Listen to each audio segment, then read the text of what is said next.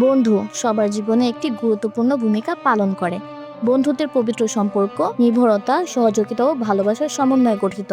একাকিত্ব নিরসন কিংবা কাঙ্ক্ষিত লক্ষ্যে এগিয়ে যাওয়ার ক্ষেত্রে আদর্শ বন্ধুর কোনো বিকল্প নেই। কিন্তু এখন সেই বন্ধুত্বে যোগ হয়েছে এক নতুন রং, অবাধ মেলামেশা, সোশ্যাল মিডিয়ার কথোপকথন, অন্তহীন চ্যাট আর আবেগের লেনদেন। আধুনিকতার ঝলকে এই সম্পর্কগুলো দেখতে যতই সুন্দর লাগুক, এর অন্তরালে লুকিয়ে থাকে এক সূক্ষ্ম নৈতিক সংকট। প্রশ্নটা জাগে, ইসলাম এই বন্ধুকে কিভাবে দেখে?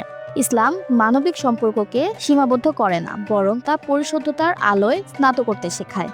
আল্লাহ তাআলা বলেন, মুমিন পুরুষদের বলুন তারা যেন দৃষ্টি নত রাখে ও লজ্জাস্থান সংরক্ষণ করে, এটাই তাদের জন্য অধিক পবিত্র।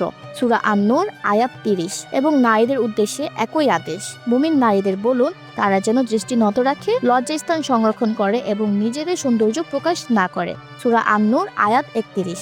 এই আয়াতদ্বয় আসলে সম্পর্কের এক দার্শনিক সীমানা টেনে দেয়, যেখানে শালীনতা হচ্ছে আত্মার বর্ম আর সংযম হচ্ছে চরিত্রের অলংকার।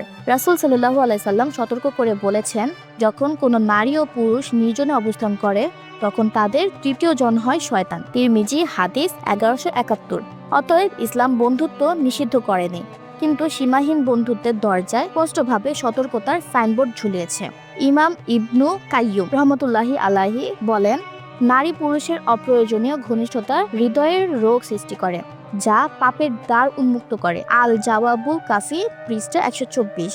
ইমাম নববী রহমতুল্লাহি আলাহি মন্তব্য করে, যে সম্পর্ক মানুষকে আল্লাহর স্মৃতি থেকে দূরে নিয়ে যায় তা বন্ধুত্ব নয়, বরং তা ফিতনার সূচনা।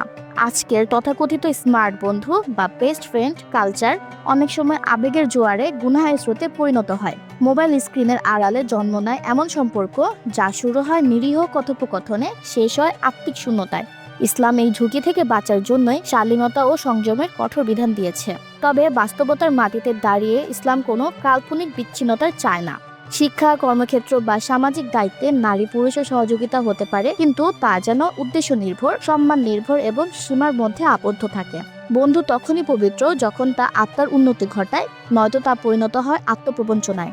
আজকের তরুণ প্রজন্মের জন্য এটা ইসলামের বার্তা, অন্যের হৃদয় নয়, নিজের নৈতিকতাকে জয় করো। বন্ধুত্ব নয়, ভ্রাতৃত্ব ইসলামের ভাষা, যেখানে সম্পর্কের ভিত্তি আবেগ নয়, ঈমান। ইসরাত জাহান, আজাদ ডেস্ক।